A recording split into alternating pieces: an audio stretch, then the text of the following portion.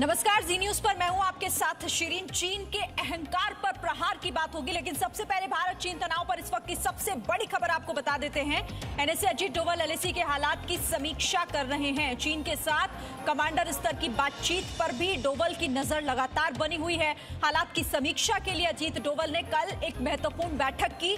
बैठक में गृह सचिव और खुफिया एजेंसीज के प्रमुख भी मौजूद रहे। खुफिया एजेंसीज ने चीन के साथ तनाव पर डोभाल को यह अहम जानकारी दी। 28 से 29 अगस्त की रात पैंगोंग में चीन के साथ भारतीय सैनिकों की झड़प, जिसको लेकर अब ये समीक्षा कर रहे हैं एनएसए अजीत डोभाल। इस वक्त की अहम खबर आपको हम बता रहे हैं और जो मौजूदा हालात हैं लगातार उस पर एनएसए अजीत डोभाल की नजर बनी हुई है। तो भारत चीन तनाव पर यह सबसे बड़ी खबर इस वक्त की। एनएसए अजीत डोभाल एलएसी के हालात की समीक्षा कर रहे हैं इस वक्त। कल भी एक महत्वपूर्ण बैठक हुई थी चीन के साथ कमांडर स्तर की बातचीत को लेकर भी डोभाल लगातार इस पर नजर बनाए हुए हैं अपनी, और कल इसी को लेकर मौजूदा हालात को लेकर इसकी समीक्षा के लिए एक महत्वपूर्ण बैठक की अजीत डोभाल ने। सीधे रुख करेंगे, मनीष शुक्ला मेरे सहयोगी जुड़ गए। मनीष, क्या है और जानकारी इस खबर पर? देखिए, हम जानते हैं कि जिस तरीके भारतीय सेना ने एक बड़ी कार्रवाई की है, जिसमें सेना ने, अगर हम बयान देखें तो उन्होंने चीन की जो कोशिश थी कि हमारे एक और एरिया पर कब्जा करने की, उसको नाकाम किया है। लेकिन उसके बाद से लगातार जो हालात हैं उस पर नजर रखी जा रही है, क्योंकि चीन के विदेश मंत्रालय ने काफी ज्यादा इस पर रिएक्ट किया है और लगातार जो खुफिया एजेंसीज हैं, चाहे आर्मी के जुड़े जो सैन्य अधिकारी हैं, उनके साथ बातचीत हो रही है और सबके इनपुट इकट्ठे किए जा रहे हैं कि आखिर जो किस तरीके का चाइना का अगला स्टेप हो सकता है, बॉर्डर इस वक्त क्या एक्टिविटीज है, क्या चीनी जो सैनिक है उनकी क्या मोबिलिटी है, क्या वो किस तरीके का इस वक्त वो अपनी पोजीशनिंग में है।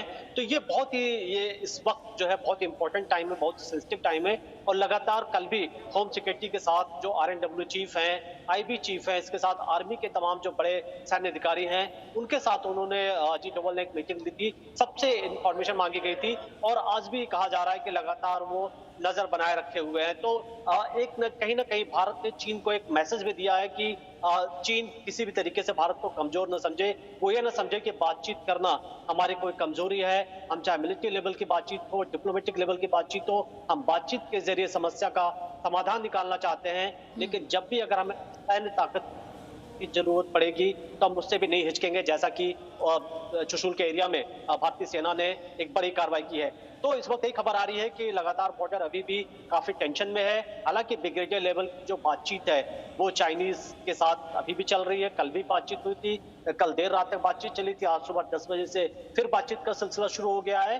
और यही हो रहा है कि चीन एक तरफ ये कह रहा है कि बातचीत के जो हमें जानकारी मिल रही है कि भारतीय सैनिक जिस जगहों पर चुशूल में आ गए वहां से पीछे। भारत का कहना है कि वो जो स्टेटस को है वो पहले जो अप्रैल के वक्त था उस स्टेटस को मेंटेन किया जाए। बिल्कुल, क्योंकि चीन भले ही बातचीत की बात एक तरफ करता हो, लेकिन दूसरी तरफ वो क्या क्या करता रहता है ये भी समझ में आता है। लेकिन एनएसए अजीत डोभाल शुरुआत से ही इस पूरे मामले पर अपनी नजर बनाए हुए, कल भी महत्वपूर्ण बैठक की, आज भी समीक्षा कर रहे हैं। यानी कि आप अपनी रणनीतियां बनाइए, लेकिन उस हर नापाक रणनीति का तोड़ भारत के पास है, ये सीधा और साफ संदेश है।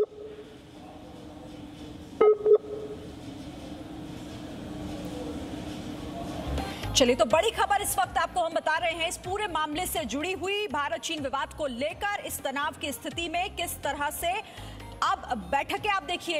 एक तरफ डोभाल इस पूरे मामले को देख रहे हैं, वो इस पर अपनी नजर बनाए हुए हैं, समीक्षा कर रहे हैं। मनीष, मैं उसी का जिक्र कर रही थी कि चीन बातचीत, एक तरफ बातचीत की बात करता है, लेकिन दूसरी तरफ वो अपनी नापाक हरकतें, उसको कैसे चलनी है, कौन सी नई चाल पर काम करना है, वो करता रहता है। लेकिन दूसरी तरफ एनएसए अजीत डोभाल भी हर हालात पर नजर बनाए हुए हैं। यानी कि आप अपनी कारगुजारी करिए, लेकिन उस हर कारगुजारी का जवाब, उस हर कारगुजारी का तोड़ हमारे पास है। जी बिल्कुल, देखिए, चाहे प्रधानमंत्री हो चाहे एनएसए हो, जब भी इस तरीके की मुसीबत आती है और सभी मिलकर के जो हमारी टॉप लीडरशिप है वो एक बड़े फैसला लेना जानती है। जब भी बड़ी मुसीबत हुई है, आपने देखा कि एनएसए ने किस तरीके से उसको सॉल्व किया, किस तरीके से उनका स्टेप रहा है। और इस मामले में भी अगर आप पूरी इस कार्रवाई को देखें तो बहुत सी ऐसी चीजें हुई हैं चुशूल के अंदर जिसको मीडिया के अंदर ओपनली हम बता नहीं सकते। लेकिन चीन को ये लग रहा था कि वो जो चाहेंगे ईस्टर्न लद्दाख में कर लेंगे, जिस एरिया में चाहेंगे वो कब्जा कर लेंगे। और ये भूल है उसकी। और इसी बीच एक खबर ये, पैंगोंग में भारत चीन की झड़प पर चीन के दूतावास का बयान सामने आया है। चीन के दूतावास, चीन ने कहा कि भारत ने एलएसी का उल्लंघन किया है, तो उल्टा चीन भारत पर आरोप लगाता हुआ एलएसी का उल्लंघन भारत ने किया। ये दूतावास का, चीनी दूतावास का बयान सामने आया। पैंगोंग में भारत चीन की झड़प को लेकर चीन के दूतावास का बयान कि चीन की तरफ से ये आरोप उल्टा भारत पर लगाया जा रहा है कि भारत ने एलएसी का उल्लंघन किया है। घुसपैठ चीन की तरफ से होती है, उसके सैनिक औजारों हथियारों के साथ घुसपैठ करने की कोशिश करते हैं, भारत उन्हें खदेड़ देता है, वापस धकेल देता है, लेकिन आरोप उल्टा भारत पे लगाकर कैसे इस पूरे मामले को घुमाने की, आप देखिए, गुमराह करने की कोशिश है ये चीन की। पहले ग्लोबल टाइम्स में इस बात का जिक्र, और अब चीन के दूतावास की तरफ से भी यही बयान आया है जिसमें चीन ने कहा कि एलएसी का उल्लंघन भारत की तरफ से हुआ है। हालांकि आप समझ रहे होंगे कि गलवान मामले पर भी कैसे जब कुछ नहीं समझ आया तो भारत पर पूरा आरोप मढ़ने की कोशिश चीन की तरफ से हुई थी, और बिल्कुल उसी तरीके की कोशिश इस बार चीन की है। ये आरोप है चीन का कि भारत पर, यह बड़ा आरोप चीन का कि भारत ने एलएसी का उल्लंघन किया है। घुसपैठ चीन करता है, लेकिन जब वो उसमें कामयाब नहीं होता तो आप देखिए ये उसकी एक और नई चाल, इसे ऐसे समझिए, क्योंकि ये आरोप उल्टा भारत पर लगाया जा रहा है कि एलएसी का उल्लंघन कर रहा है भारत। चीन के दूतावास की तरफ से ये बयान जारी किया गया है जिसमें ये आरोप भारत की तरफ है। पैंगोंग में भारत चीन की झड़प पर यह बड़ा बयान दूतावास की तरफ से, चीन के दूतावास की तरफ से लगाया गया है। तो पहले तो बातचीत की टेबल पर बैठकर मामला सुलझाने की बात करता है चीन, लेकिन पीठ पीछे कैसे वार करने का हर प्रयास करता है, लेकिन वो प्रयास हर बार विफल होता है, चाहे वो गलवान हो या फिर उसके बाद अब पैंगोंग झील के पास 29 से 30 अगस्त की रात जो हुआ, उसमें भी बिना किसी गोलाबारी के भारतीय सैनिकों ने चीन के सैनिकों को पीछे धकेल दिया। अमित प्रकाश मेरे साथ जुड़ गए। अमित, ये तो वही बात हो गई ना, हम सुबह भी इसी का जिक्र कर रहे थे कि पहले तो आप चोरी कीजिए, फिर सीना जोरी। बिल्कुल सही बात है। देखिए, उनका ये बयान साफ बताता है, एक अगर आप उस बयान को डिकोड करके देखें तो दो तीन चीजें सामने आती है। पहली चीज तो ये कि किस तरीके से इस वक्त चीन चौतरफा घिरा हुआ है, चीन परेशान है। चीन के बयानों से लग रहा है कि वो जिस तरह की बात वो कर रहा है, किस तरीके उसकी लीडरशिप से किस तरह की बात आ रही है कि आप ये बात भारत को कन्वे करिए, लेकिन भारत ये बार बार साफ करता रहा है कि हमारी जमीन पर, हमारी सरजमीन पर किसी भी तरह का अतिक्रमण, किसी भी तरह का इंक्रोचमेंट बर्दाश्त नहीं किया जाएगा। हम अपनी जमीन पर इंक्रोचमेंट नहीं करने देंगे, नंबर वन। और अगर किसी ने अवैध तरीके से इंक्रोचमेंट करने की कोशिश की तो हमें अपना जमीन वापस लेना आता है, हमें मालूम है किस तरीके से हमें अपनी जमीन वापस लेनी है। तो अब ये बयान जो चाइनीज एम्बेसी का आया है वो उस परेशानी को बताता है। और जैसे आप वर्ल्ड मीडिया में लगातार ये खबरें पढ़ रहे हैं, पहली बार इस घटना के बाद जो बातचीत समझ में आ रही है कि अब इस वक्त चीन के सामने जो स्थिति है, चीन परेशान है, ये साफ दिख रहा है उसके बयानों से, उसके लीडरशिप की बातचीत से, और जिस तरीके से कल जो बातचीत हो रही है सेना के लेवल पे जो बातचीत आगे बढ़ रही है, हालांकि कल बेनतीजा थी, लेकिन अब जब आज भी बातचीत है, आज की बातचीत में क्या बातें निकल के आती हैं अभी कुछ घंटे बाद हो सकते हैं पता चले। लेकिन कल भी मैं एक बात कह रहा था, दो अलग अलग मुद्दे, पैरेलल चीजें चलती हैं। एक तरफ बातचीत चलती है और बातचीत में लीडरशिप ये सोचती है उसका नतीजा नहीं निकलना है, चीन की तरफ से ये साफ रहता है, और दूसरी तरफ से उनकी सेना को यह कहा जाता है कि आप अपनी कार्रवाई को आगे बढ़ा के रखिए, आप अपनी कार्रवाई में एग्रेसिव रहिए और भारत पर जिस तरीके से आपको आक्रामक रहना है रहिए। लेकिन उन्हें नहीं मालूम कि भारत जिस तरीके से भारत हिटबैक इस बार उसने किया है या हिटबैक करता रहा है, अब भारत से उलझना आसान नहीं होगा। अब ये चीन को समझ लेना होगा बहुत अच्छे से। बिल्कुल चीन को समझ लेना होगा, क्योंकि भारत का स्पष्ट रुख है शुरुआत से, बातचीत करेंगे तो बातचीत हम अपनी तरफ से करेंगे, लेकिन अगर आप इस तरीके की हिमाकत करने की कोशिश करेंगे तो भारत को जवाब देना आता है, और जवाब आपको मिल रहा है। एक रिपोर्ट देखते हैं।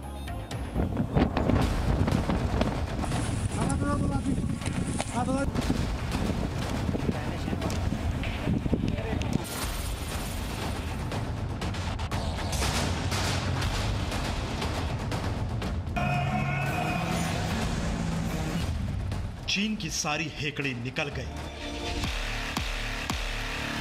भारत माता के दुश्मनों ने आपकी फायर हुई देखी है और आपकी फ्यूरी भी। चीन की सारी चालाकी धरी की धरी रह गई।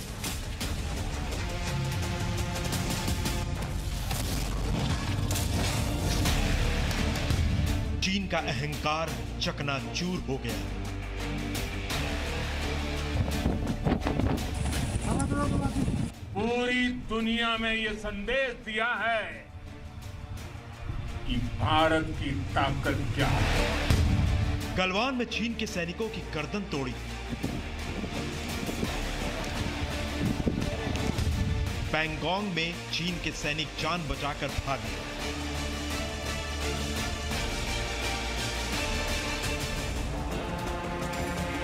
चीन को दूसरी बार पता चल गया है कि यह भारत 1962 का भारत नहीं रहा। ये नया भारत है जो घुसपैठ करने वालों को मुंहतोड़ जवाब देता है, जो अपने वतन की 1 इंच जमीन पर कब्जा नहीं करने देता।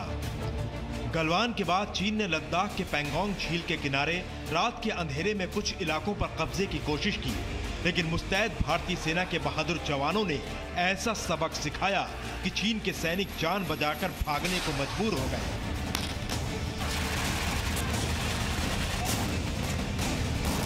हम आपको पैंगोंग झील के किनारे हुई संघर्ष के अंदर की कहानी बताते हैं। 29 और 30 अगस्त की दरमियानी रात लद्दाख के पैंगोंग झील के दक्षिण में चीन के सैनिकों ने कुछ इलाकों पर कब्जा करने की कोशिश की। चीन के करीब 500 सैनिक इस अवैध कब्जे के लिए आए थे। चीन के सैनिकों के पास रस्सी और चढ़ाई के दूसरे औजार थे। रात के अंधेरे में ब्लैक टॉप और थाकुंग हाइट्स के बीच टेबल टॉप इलाके पर चीनी सैनिकों ने चढ़ाई शुरू की, लेकिन भारतीय सेना पहले से मुस्तैद थी। भारतीय जवानों ने चीन की सेना को पहले रोका और फिर चीन को पीछे हटने के लिए मजबूर कर दिया। चीन पैंगोंग के थाकुंग इलाके में टशन से आया था और भारत के बलवानों का फिर से पराक्रम देखकर टेंशन में लौट गया। लेकिन इस घटना में भारत की सेना की तरफ से एक भी गोली नहीं चली और न ही किसी सैनिक की जान गई। चीन ने थोड़ा और अतिक्रमण करने की कोशिश की है पैंगोंग त्सू लेक के साउथ की तरफ। अब उस इलाके में हमारी सेना बहुत अच्छी तरीके से मौजूद है और उन्होंने उनको जबरदस्त जवाब दिया है। लेकिन इस चीज से एक बात साफ है कि अभी चीन इनसिक्योरिटी का सामना कर रहा है। चीन धोखेबाजी के लिए कुख्यात है। एलएसी विवाद को लेकर चीन गलवान की घटना के बाद से जो बातचीत कर रहा है वो सिर्फ चीन की चालबाजी लगती है। बातचीत की आड़ में वक्त लेकर चीन भारत की पीठ पर 1962 की तरह पीठ पर छुरा घोंपना चाहता है, लेकिन इस बार चीन की सारी साजिशों पर भारतीय सेना ने पानी फेर दिया। लेकिन चीन की बेशर्मी देखिए। गलवान की तरह पैंगोंग की घटना के लिए चीन भारत को ही जिम्मेदार ठहरा रहा है। चीन सेना के वेस्टर्न थिएटर कमांड ने बयान जारी कर कहा, सोमवार को भारतीय सेना ने फिर एलएसी पार की और जानबूझकर उकसाने की कार्रवाई की। अवैध तरीके से एलएसी पार करने वाली सैन्य टुकड़ी को भारत तुरंत वापस बुलाए। पश्चिम थिएटर कमांड PLA 一贯严格遵守实际控制线，从未越线活动。两国边防部队一直就现地问题保持着沟通。